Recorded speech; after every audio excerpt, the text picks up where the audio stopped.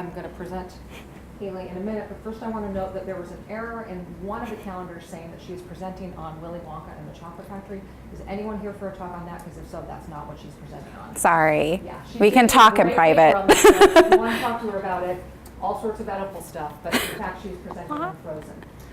Haley's presentation is part of the Gender and Pop Culture series, which is a series I started 4 years ago to allow students to showcase work typically that they do in classes, but oftentimes students will approach me and say, I have an idea, this is of interest to me, and I'd like to talk about it with people. So if you are one of those people, let me know, because the entire lineup for next year is open.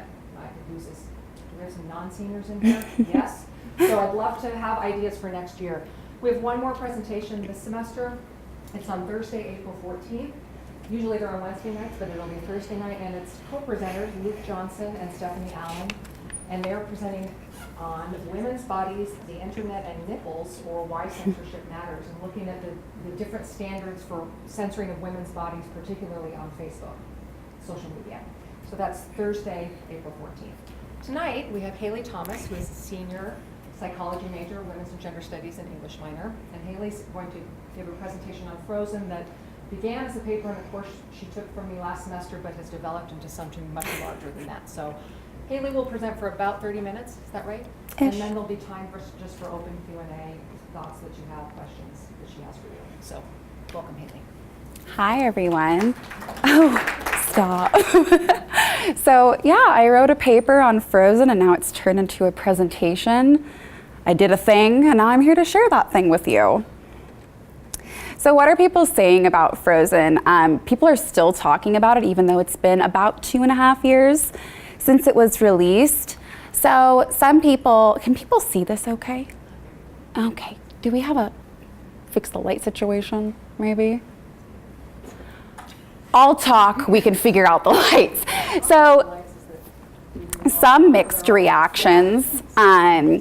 Some people from the Feminist Wire have talked about how Disney princesses in the past haven't been able to take a lot of risks. One thing, if we're looking at Frozen from a more political perspective, is that Elsa completely abandons her throne, which isn't something that's talked about in the film as being of utmost concern, is that she's abandoned her position of power. It's touched on slightly when she escapes to the North Mountain and they go, you know, someone needs to look over the kingdom while she's gone, but it's not talked about as being an act of treason, which is kind of fascinating. Then we have other people, specifically Sandra No from CU Boulder and their Women and Gender Studies department, talking about the fact that Elsa's physical transformation in the movie is somewhat problematic in terms of what does that mean that she had to transform physically so much and in a way that seems to be pretty sexual, because it opens up the floor for questions about, is it actually empowering for women to embrace their sexuality if it means that they have to be isolated in order to do so? Then we have another positive review coming from Stephen Johnson of Babbel.com, talking about the fact that Frozen expands the definition of what love is. Typically, when we're talking about the fairy tale notions of love, we're talking about true love, romantic partners, very cutesy princesses.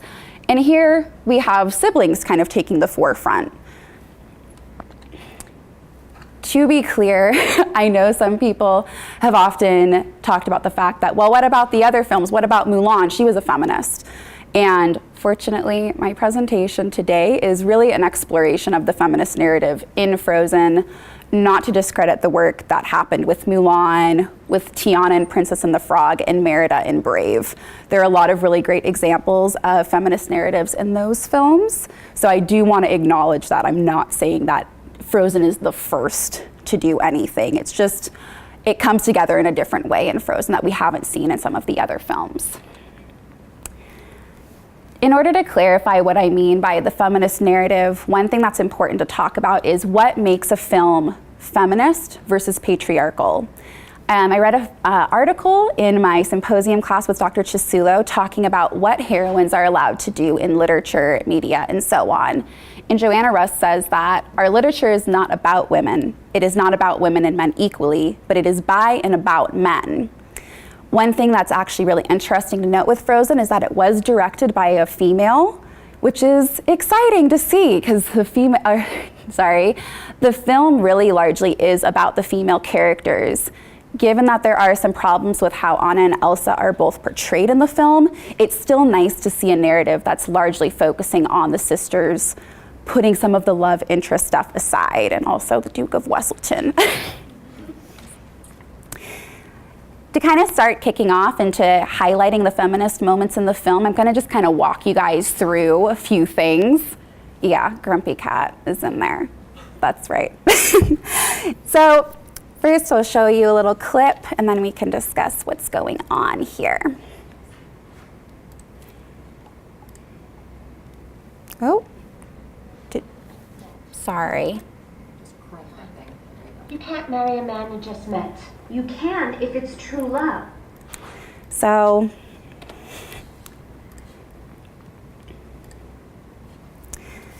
this scene really excited me when I first saw it, although it does have some issues. So first we have to talk about the fact that the bestowing of a blessing upon a marriage is typically a masculine role, something taken on by the father. Earlier on in Frozen, for those of you who haven't seen it, we learn that Elsa and Anna's parents were killed in a shipwreck.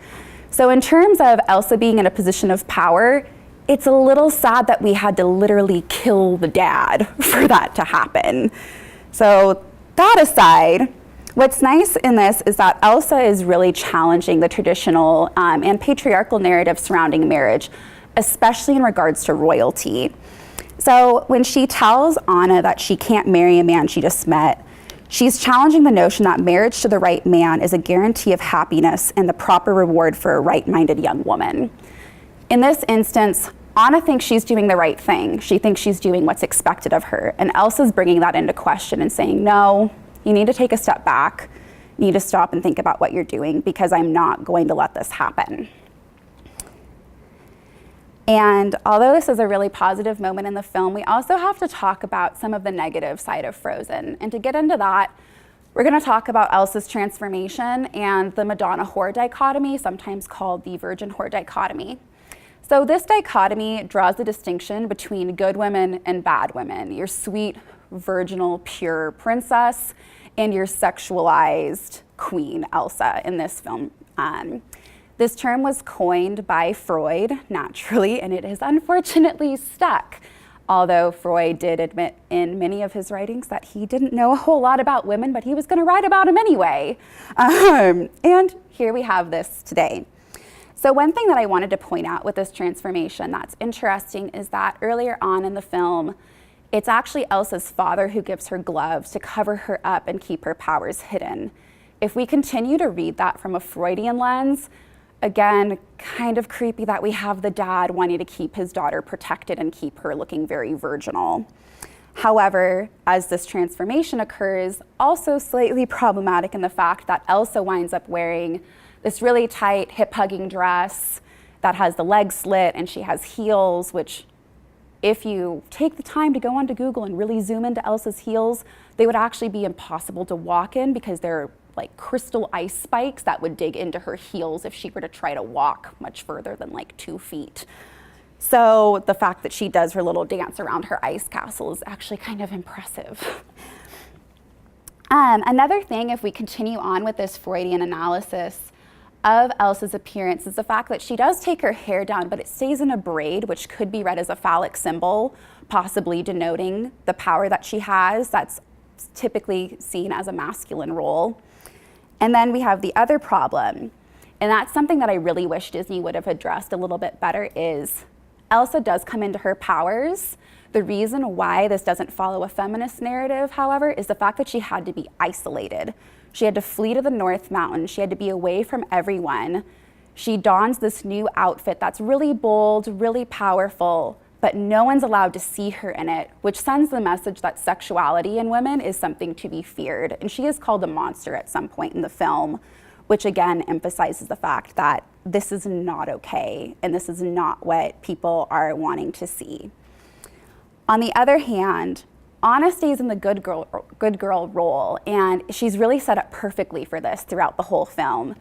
I specifically chose these two images of Anna because when you do a search for her on Google Images or elsewhere, really, Tumblr, all of those, she usually has this kind of doe-eyed expression of like She's innocent, fresh like spring chicken, ready to take on the world maybe if it wants her to. And so really Elsa's coronation is the only time that we see Anna showing very much skin at all. Otherwise, she stays pretty covered up. And this also sets Anna up to be the good sister who has to save Elsa. And it also sends the message that Elsa's incapable of saving herself. So one of the sisters has to remain pure, has to remain good in order for this narrative to really work out and in order for this dichotomy to be maintained. However, we also have the issue of Kristoff does help Anna a lot. And I could give a completely separate talk that would probably add on an extra 45 minutes to this presentation, talking about the problems between Kristoff and Anna. But instead, I'm going to focus on some of the good parts of Kristoff so that we can talk about what he did in terms of male representation in Disney. So we'll have another little clip here, going back to our marriage issue. And this is when Anna and Kristoff are getting to know each other a little better.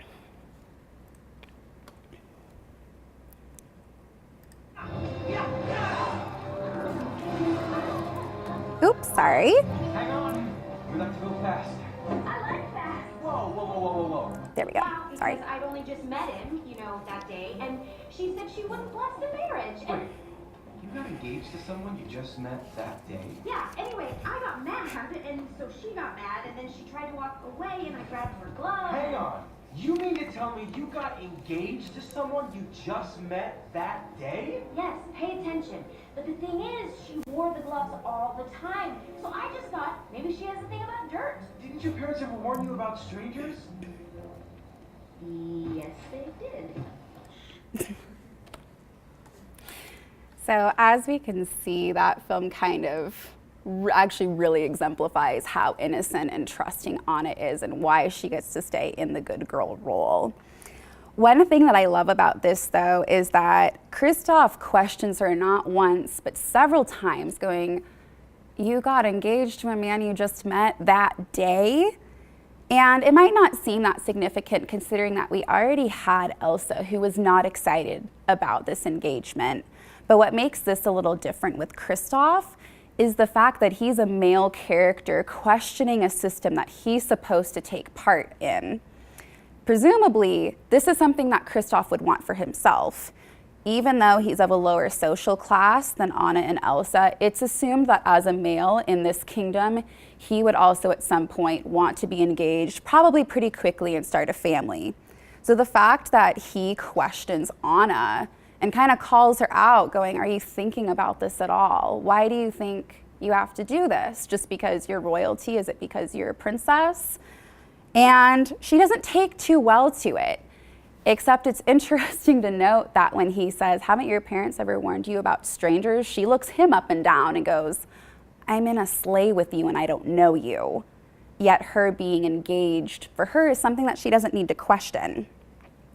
Another scene that I won't show you guys today, but that is really fascinating to see what Disney did with it, was when they actually arrive at the North Mountain. Anna and Kristoff look up at the ice castle that Elsa's built, and Kristoff, his eyes kind of glaze over and he goes, "Now that's ice. I could cry." To which Anna responds, "Go ahead, I won't judge you." Again, it's one of those pieces of dialogue where we might not think, not that big of a deal. It's not that significant. Except it is, because Kristoff, as an ice deliverer in the Kingdom of Arendelle, is really passionate about what he does. So the fact that he's able to look at an ice palace and say that it makes him so emotional that he's going to start crying right then and there is something really significant, not just for little boys who are watching this film, but little girls and children who are otherwise somewhere on the queer spectrum, to see that and go, hey, he's going to cry about some ice and it's okay. No one's going to make fun of him. And not only that, but the women in his life, currently right now it's only Anna, she's not going to judge him. She's not freaked out by it. She's not going to say, "Oh, you're a sis, you're going to cry over some ice." And instead she says that it's okay. What also makes that scene particularly feminist is the fact that Anna doesn't fall into this maternal role where Kristoff says he's about to cry and she goes to immediately comfort him. That would be something that we would expect from more of a patriarchal narrative, where at the mere mention of a man displaying emotion other than anger, that a woman would go, there, it's okay, I'm here, I'm not gonna let you do that, it's fine. But instead he's given a choice. So again, it would have been interesting to see what would have happened had he actually shed maybe a single tear, but that didn't happen. And that's okay, because where they did leave the dialogue was pretty promising. I think it would have gone over relatively well. So continuing on, sorry, I just lost my place. Oh, one more thing, sorry guys. So one other problem that I will mention with Kristoff, I did say that I wasn't going to go completely into the whole narrative between Kristoff and Anna, but where it does go a little off track with the feminist narrative is the fact that Kristoff at some point realizes that he's in love with Anna. And Anna, at an earlier point, has been struck through the heart by Elsa's magic, which means that she's in danger of her entire body turning into ice. At some point, she tries to go back to the kingdom of Arendelle, where her sister Elsa's being held captive by Prince Hans, and Kristoff wants to be with her. The reason why this becomes problematic is that whereas earlier Kristoff had kind of taken himself out of the patriarchal narrative by questioning traditional gender roles and Anna's engagement, he now goes back into the position of being the male savior, hardcore. So that's just one thing that's really important to note with this. However, the film does continue on with a feminist narrative when we kind of get to see the power of sisterhood in this film. So I'll show you guys that really briefly.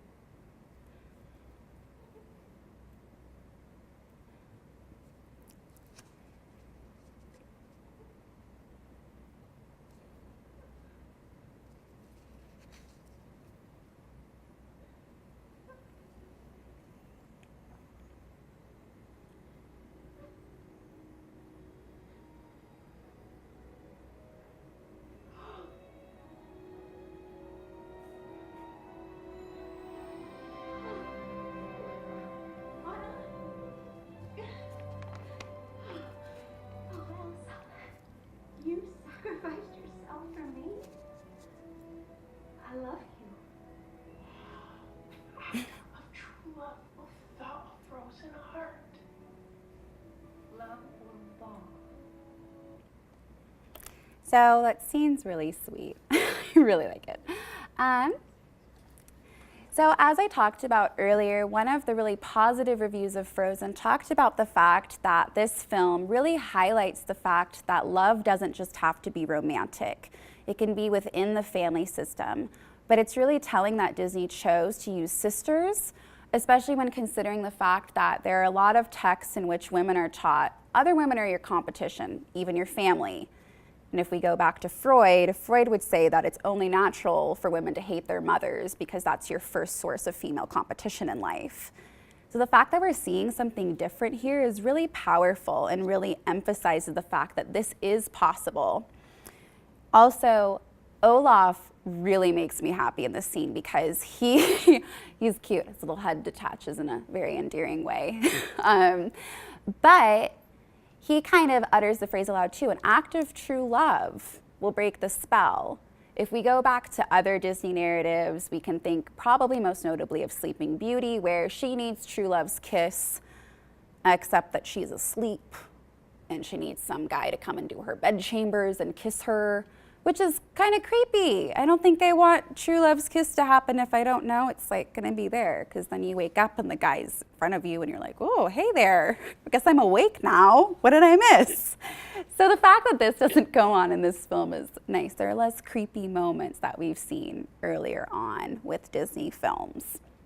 But the question also points out the fact that other people in this kingdom are very tied to the idea.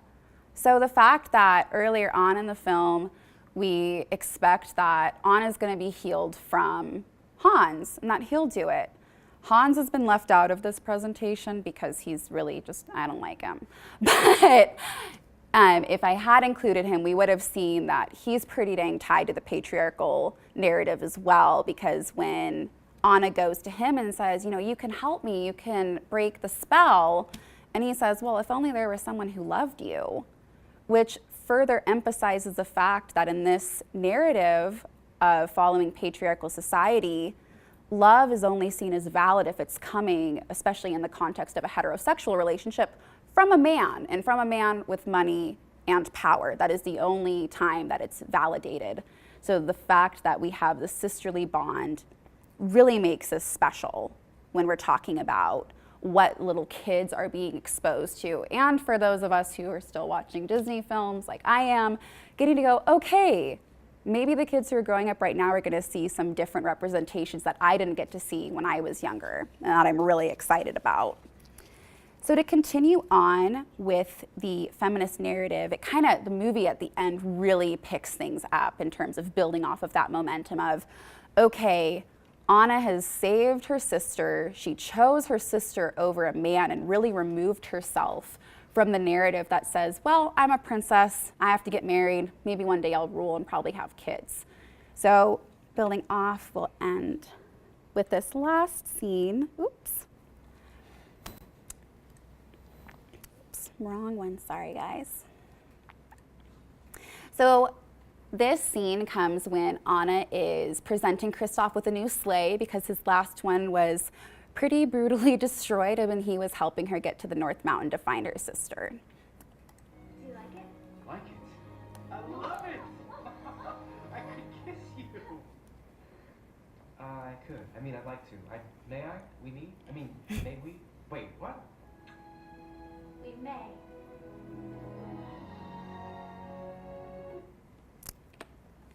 So there we got true love's kiss, and it wasn't creepy. In fact, he even asked. So that's like revolutionary, that you can ask a princess if you can kiss her and maybe she'll say yes, and then it's even more exciting.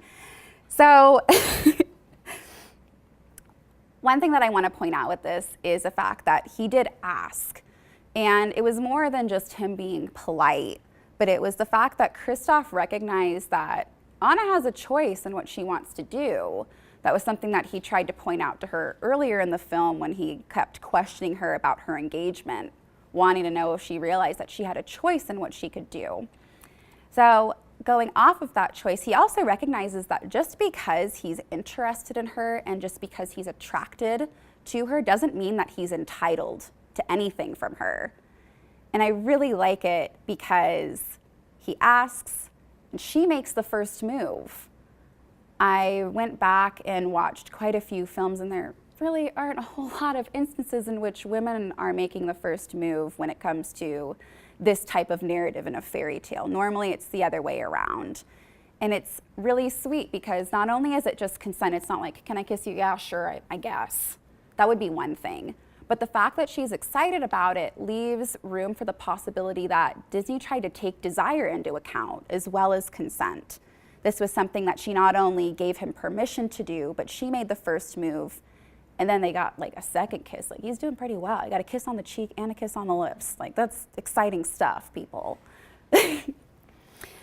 And yeah, anyways, I'm really proud of Disney for making that step, and kind of once again, seems trivial, but it's something that people are seeing as they're growing up of like, you have to maybe talk to people that you like and like say, hey, I kind of want to kiss you. Do you maybe want to kiss me too? Possibly, maybe, instead of just kind of our typical playground narrative of boys going around kissing little girls and girls screaming and running and maybe crying. So it's exciting. I'll end and say that Frozen's not perfect. It's really not. I wish I could have pulled up the song of the fixer-upper with the little trolls because they're adorable. But anyways, the narrative isn't strictly feminist. It really oscillates between the two, where there are some moments where you're like, okay, this is really great, and then other moments where you cringe a little. However, I really want to point out that Elsa's super problematic as the antagonist in this film. I read a lot of articles and doing research for this presentation talking about how Disney's so great because it features two really strong female characters.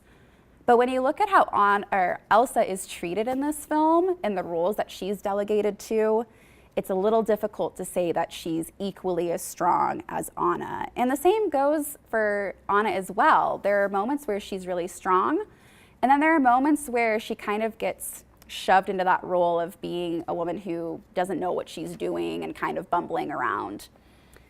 I will note, though, that while the film isn't perfect, it does try to do some really cool stuff. Like we talked about, promoting sisterhood, empowering princesses, and enriching the emotional lives of male characters, which is something that it would be really great to see. So with that, I'll end it and say that I hope that Disney keeps doing this, and other companies as well, in terms of film production, kind of pushing these narratives a little further so that we don't just have a few fleeting feminist moments, but more of it, and showing that it can be inclusive, not just of empowering women, but men as well in film. So yeah.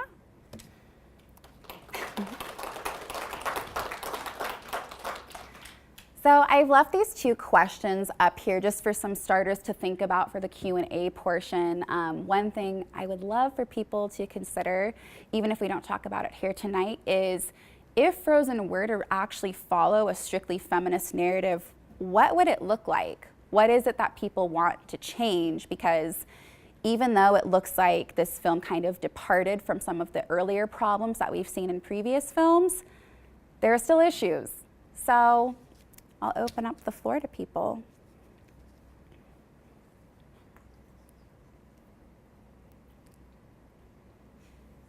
Maddie. Okay, so this is like, okay, anyway, regardless, I'm just gonna go in with it. It's okay. So, recently reading The Goblin Market, which is another similar kind of like feminist narrative of two sisters, what do you think like the prominence is of having like sister characters with like, you know, like sisterhood power kind of thing? Is that like a, like, and do you think it's very common? Do you think it's gonna be like more, like, stories are shifting towards that? Like, I don't know if you found anything like that. I didn't find a whole lot on that. I'm sure if I actually like sat down for a few hours, I'd find a whole lot more. But it seems like, at least in my personal opinion, that when we see narratives around sisterhood, they're really idealized and they're not things that we actually see in our day-to-day. So I would love it if we saw more of that, because I think it would influence more people probably, instead of we have way more narratives where even between sisters where there's fighting and bickering, and not just your typical sibling rivalry stuff, but actual issues of like, you are my competition, and even though we're related, I hate you. So yeah, I would do some more research before I could actually answer that more fully and give you an analysis of what I see going on. So you said that Hans is one of the most patriarchal characters in the text, and I was wondering if there's any significance that he's also the villain. What do you think about that? Yeah, so it's interesting because he is, like, if we're gonna talk about, okay, who's like the worst in terms of the male characters, then it's Hans. But it's still really fascinating to see that although he's just nasty, people are still having more problems with Elsa. And I think Hans gets to be kind of wrapped up in that narrative because he's a male. That's what we expect.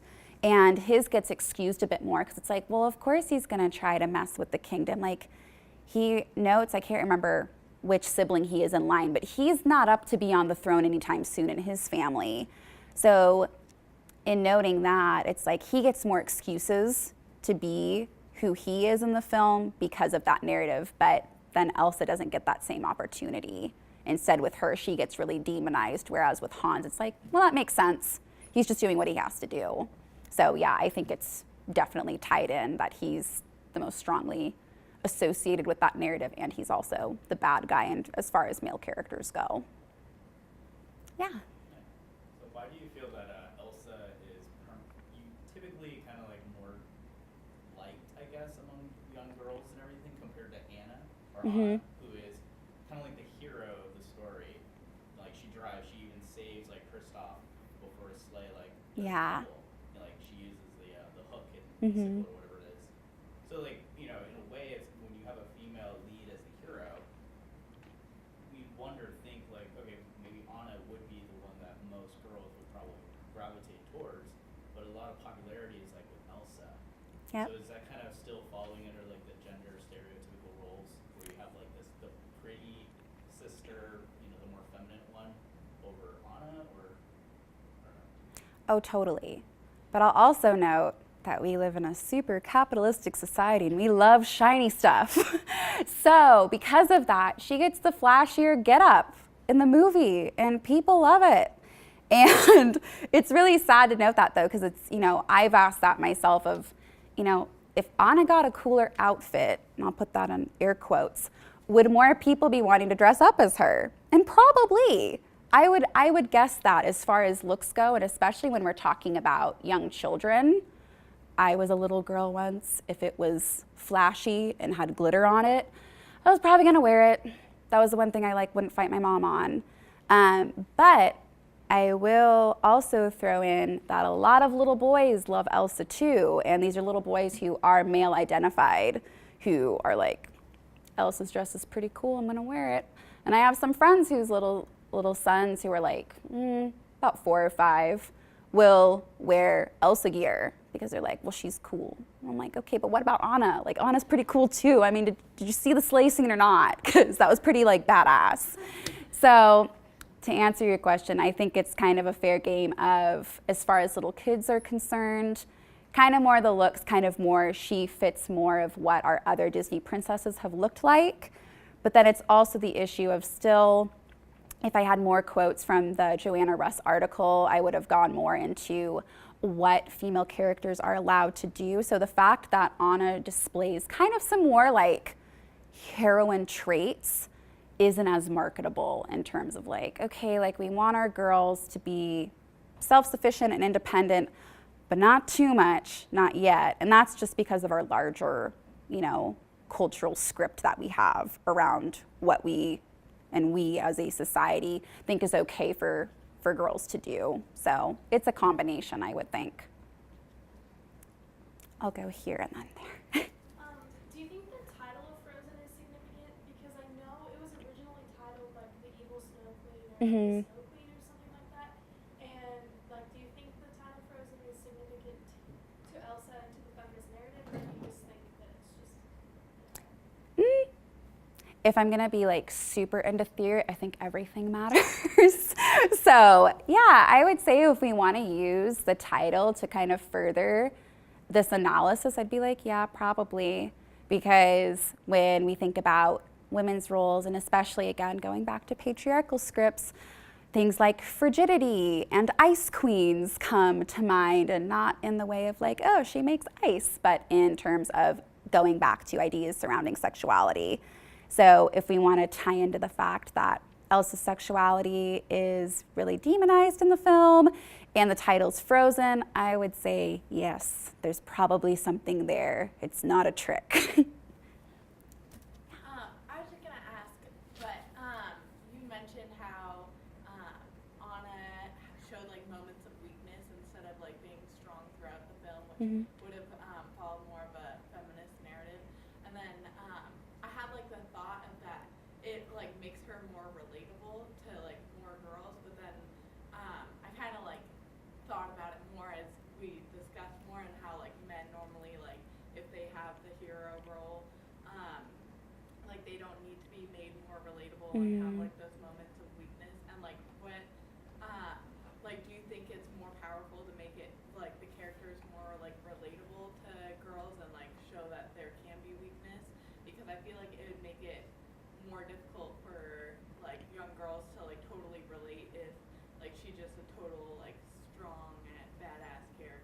Yeah, I totally agree with you.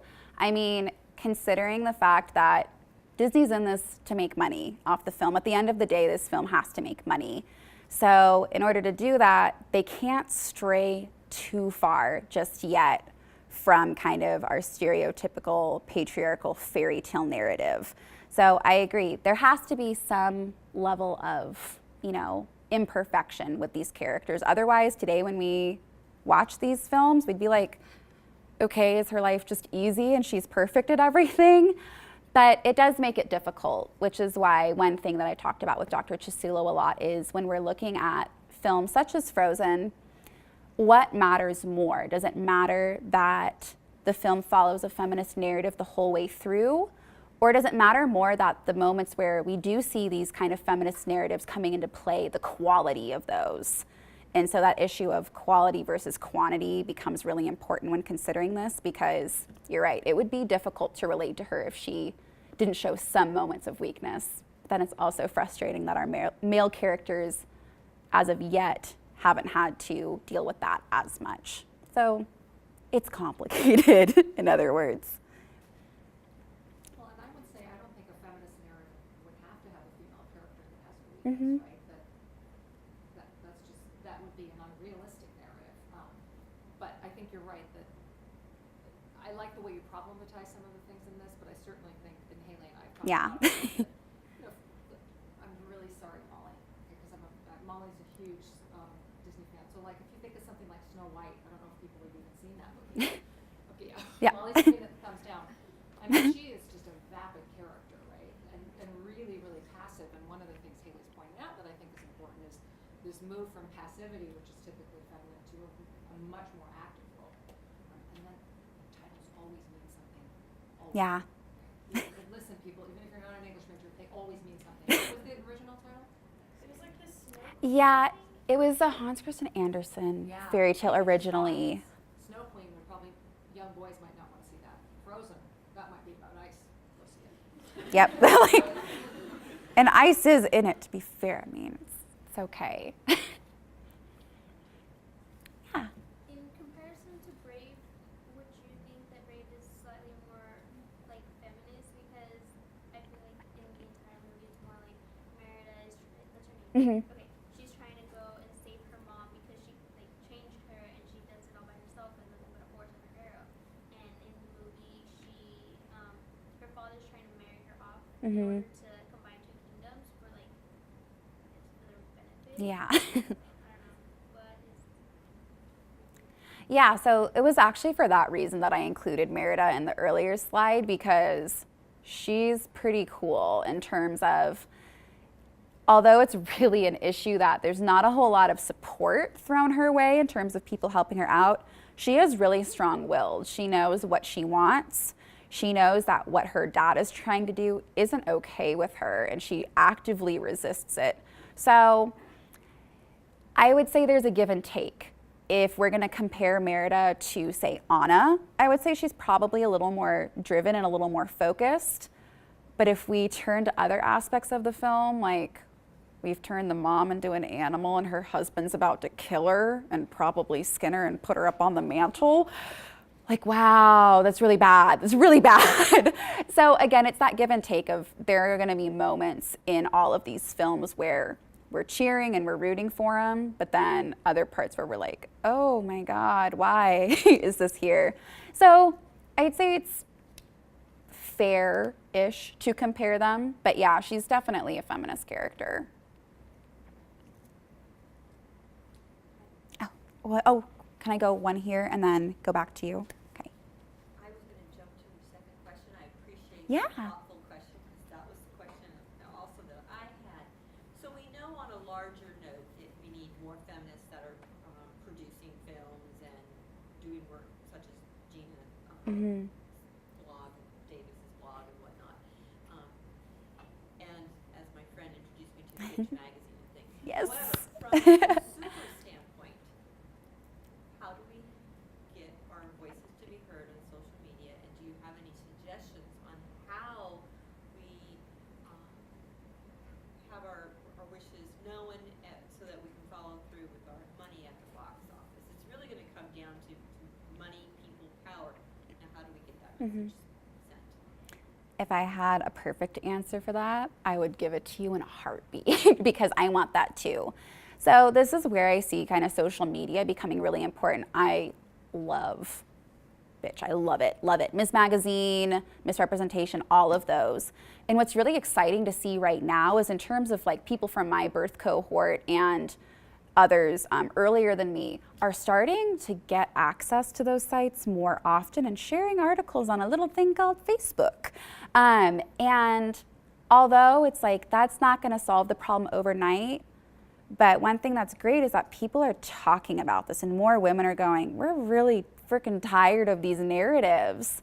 And we've been saying that we've been tired for a really long time. So it's not like I think that's enough, but it's more of the prevalence. And I don't know what exactly needs to happen in terms of making progress in this area and making sure that our money is actually going towards what we want it to.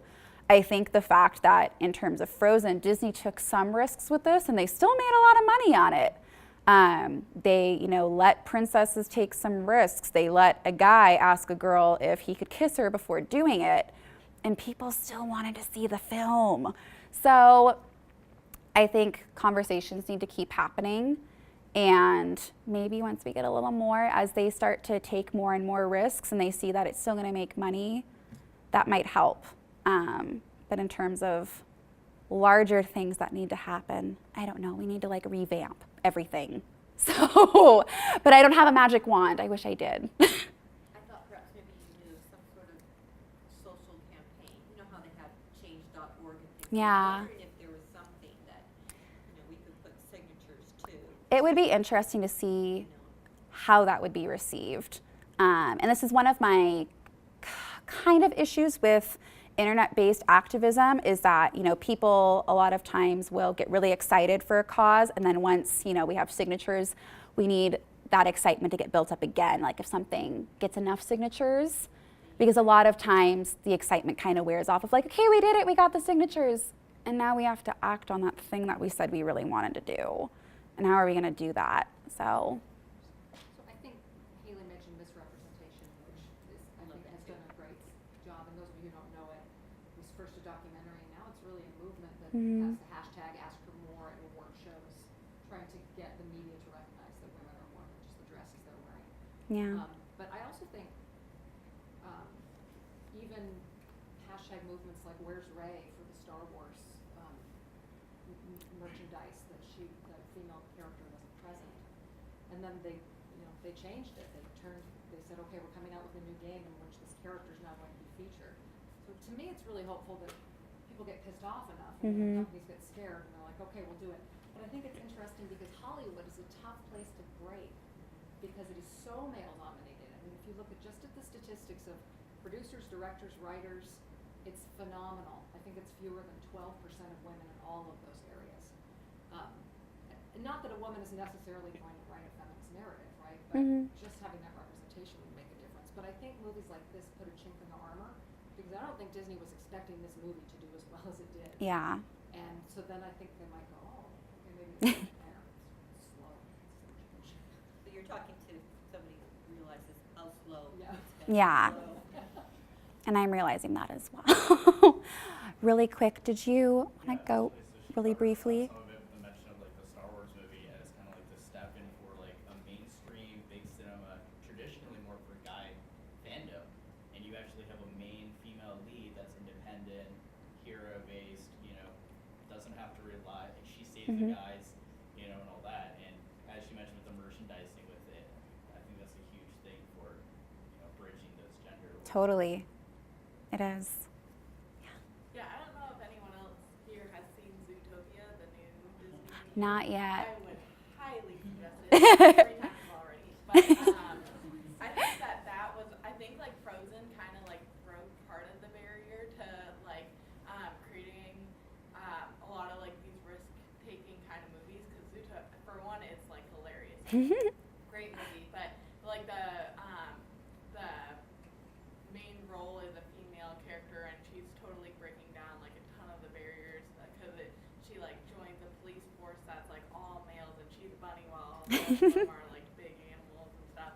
And I think that like Frozen was kind of like a big step towards that, because I thought once they like found that to be successful, like Zootopia, I don't think like anyone thought it was going to be as big as Yeah. it's becoming, but like I think after like watching it, it like addressed like racist and sexist ideas in our culture and everything, and I think that's like another big step for Disney that Totally. is being like kind of slow moving in theaters, but like it's getting bigger. I mean, it was sold out 2 of the times, so I went to go see it. So. Well, that's exciting. So thank you for sharing that. So I'm going to go see it probably. I'll go into the back and then the front. What do you think the commentary on race in classes in Frozen? That would have been another presentation. I purposely didn't talk about it here because that issue needs its own thing. Yeah, so it's pretty white. It's entirely white, which is kind of freaky. Yeah, so it's an issue in terms of when we're talking about, okay, who gets to make these choices of like, okay, I'm gonna get engaged right away and someone finds me attractive and wants to, you know, form an alliance with their kingdom and my kingdom. It's gonna be white people, which is like, okay. Was it that hard to put at least someone? Like no one came to Arendelle ever. But it was also closed off, which if we could do a xenophobic reading on that, which would be really fun in terms of like, they isolated themselves completely. And when they did let people in, when they did invite people in for the coronation, it was only a bunch of other white people. So yeah, I would give a completely separate talk on that, but it's a problem because it's not addressed at all. It's just assumed that everyone in Arendelle and everyone who gets to come into Arendelle is of European ancestry, and they're all presumably pretty wealthy, even though we do see representations slightly, like with the ice deliverers, or kind of like the working class in the film. We see them at the beginning and then like not really again after that, which kind of promotes the narrative of like, oh, they're not important, they're just in the background of the kingdom. So it's an issue, it's not addressed at all, but now I'm probably gonna go home and look to see any people like blog posts that have been written about it, because now I'm curious. Going back to the Zootopia comment, I just wrote an article about Zootopia. Oh, cool. For the Odyssey. But so Disney like furthering feminist narratives, like Judy Hopps, like the little the bunny, she's like the first bunny ever to be a police in the police force and to be a woman. And then they also address the fact that she experiences like prejudice, like in an ice cream shop. Like they tell her like, oh, you're cute, and she goes, oh, you can't call bunnies cute. Like that's offensive. She's like, we can only call each other cute. And so like it brings like this whole big thing. But I think that's definitely like Frozen broke down that barrier, because I don't think we would have seen like Disney make a movie that Oh, yeah. like police brutality like so much, and like prejudice, and like the fact that like Zootopia is made of like prey and like predators. Yeah. And, like 85% of the population in Zootopia is predators, and then like the minority is prey, and like they really like show like the differences like in minorities as the prey is the minority. So I mean, I think Frozen definitely like went over that bridge, and like so that way Zootopia could definitely like emerge, I guess. Well, that's exciting to hear, although I'm tempted to be critical and say if they went to go start addressing class issues and kind of some euphemisms for race issues, that we had to do it with animals. So again, progress happens very, very slowly, very slowly. So maybe we'll see a movie where we actually have some more diversity in terms of looking at different ethnicities and identities outside of the animal kingdom. If we want to use predator and prey, I think we know what that would look like if we're going to talk about people. Yeah. I do know like there's an upcoming Disney film, the animated obviously, for the Hawaiian princess. Mm-hmm. So Moana, I believe. So we'll see how that turns out. Yeah, be exciting to see where we go from Lilo and Stitch, maybe.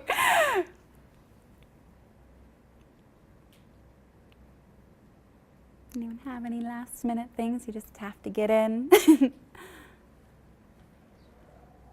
Good. All right, well, thank you guys for coming. Bye.